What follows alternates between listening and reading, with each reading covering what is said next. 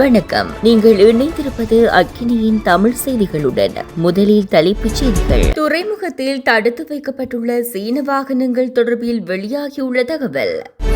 வரலாற்று பிரசித்தி பெற்ற யாழ் நல்லூர் கந்தசுவாமி ஆலய கொடியேற்றம். நகரசபை எதிர்க்கட்சித் தலைவர் அவரது மனைவி மற்றும் குழந்தை சடலங்களாக மீட்பு. யாழ் கடற்றொழிலாளர்கள் விடுத்துள்ள அவசர கோரிக்கை. நியூயோர்க்கில் துப்பாக்கிச் சூடு, போலீஸ் அதிகாரி உட்பட பலர் பலி. தொடர்பென விரிவான செய்திகள். துறைமுகத்தில் தடுத்து வைக்கப்பட்டுள்ள சீன வாகனங்கள் மோட்டார் திறன்களில் உள்ள முரண்பாடுகள் காரணமாக துறைமுகத்தில் கிட்டத்தட்ட 1000 சீன தயாரிப்பு BYD மின்சார வாகனங்களை இலங்கை சுங்கத் திணைக்களம் தடுத்து வைத்துள்ளதாக தகவல்கள் வெளியாகியுள்ளன. இது இறக்குமதி வரிகளை நேரடியாக பாதிக்கும் என அறிவிக்கப்பட்ட நிலையிலே குறித்த வாகனங்கள் துறைமுகத்தில் தடுத்து வைக்கப்பட்டுள்ளன.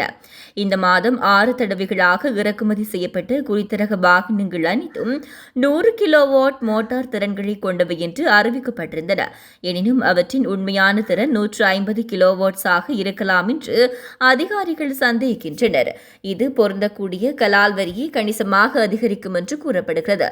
தற்போதைய வரி விதிகளின் கீழ் 100 கிலோ வாட்ஸ் மின்சார வாகனத்துக்கு நேரடி வரியாக 2.4 மில்லியன் ரூபாய்கள் விதிக்கப்படுகின்றன. அதே நேரத்தில் 150 கிலோ வாட்ஸ் பதிப்புக்கு 5.4 மில்லியன் ரூபாய் வரை வரி விதிக்கப்படலாம். இந்த நிலையில் குறைந்த கிலோவாட்ஸ் திறனை அறிவித்து அதிக வரிகளை தவிர்ப்பதற்கான முயற்சி மேற்கொள்ளப்பட்டதா என்பது குறித்து சுங்கத் திணைக்களம் தற்போது விசாரணைகளை முன்னெடுத்து வருகின்றமை குறிப்பிடத்தக்கது.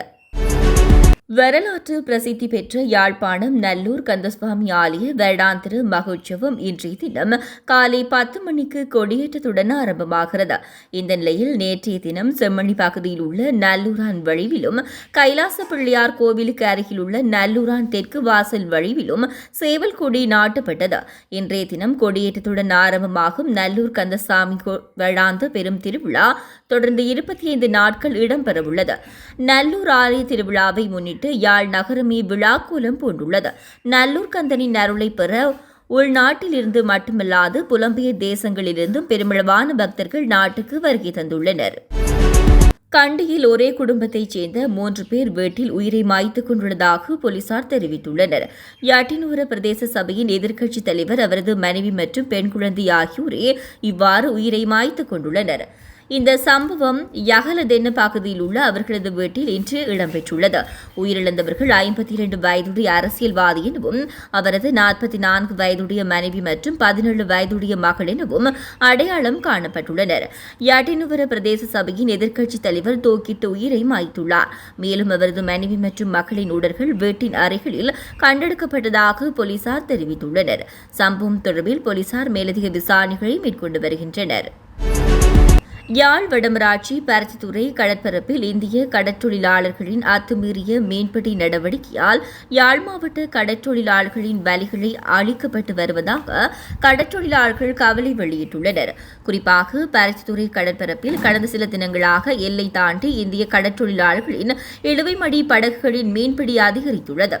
இதனால் நாளாந்தம் தமது வலைகள் அறுத்தளிக்கப்பட்டு வருவதாக கடற்றொழிலாளர்கள் சுட்டிக்காட்டியுள்ளனர். இதனால் பல லட்சம் ரூபாய் பெறுமதியான வலைகள் இழுவை படகுகளால் அறுத்தளிக்கப்படுவதுடன் வலைகள் காணாமல் போவதாகவும் கடற்றொழிலாளர்கள் தெரிவித்துள்ளனர்.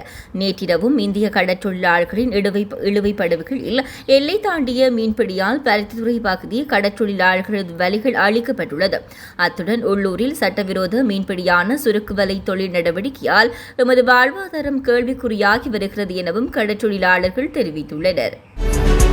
நியூயோர்க்கின் மத்திய மன்ஹாட்டனில் நேற்றிரவு இடம்பெற்ற துப்பாக்கிச் சூட்டில் போலீஸ் அதிகாரி உட்பட குறைந்தது 4 பேர் கொல்லப்பட்டனர். லாஸ் வேகாஸைச் சேர்ந்த 27 வயதான சேன் தமுரா என தற்காலிகமாக அடையாளம் காணப்பட்ட ஒருவரே இந்த துப்பாக்கிச் சூட்டை நடத்தியுள்ளார். பின்னர் அவர் தனக்குத்தானே துப்பாக்கியால் சுட்டு உயிரை மாய்த்துக் கொண்டார் என்று போலீசார் தெரிவித்துள்ளனர். மன்ஹாட்டனின் நெரிசலான பகுதியில் உள்ள ஒரு வானளாவிய கட்டடத்தில் துப்பாக்கிச்சூடு நடந்ததால் அந்த பகுதியில் உடனடியாக ஊரடங்கு உத்தரவு பிறப்பிக்கப்பட்டது. இந்த நிலையில் நியூயார்க் போலீஸை சேர்ந்த ஒரு அதிகாரி உட்பட குறைந்தது 6 பேர் சுட்டுக் கொல்லப்பட்டதாகவும் அதிகாரி ஒருவர் மருத்துவமனையில் ஆபத்தான நிலையில் இருப்பதாகவும் ஃபாக்ஸ் நியூஸ் செய்தி வெளியிட்டுள்ளது. தொடர்ந்து மக்களின் செய்திகளோடு இணைந்திருங்கள். வணக்கம்.